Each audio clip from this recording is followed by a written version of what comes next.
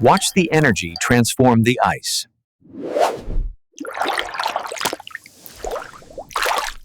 Even with heat applied, the temperature stays at zero as the ice absorbs energy to change its state.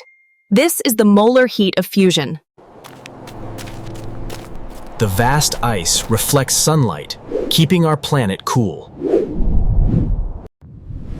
Even under strong sunlight, the high heat of fusion keeps these ice caps remarkably stable.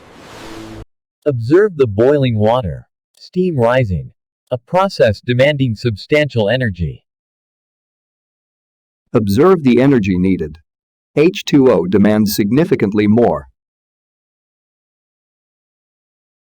With applied heat, the rigid structure of these molecules gives way, allowing them to flow with newfound freedom. Vaporization equals total freedom.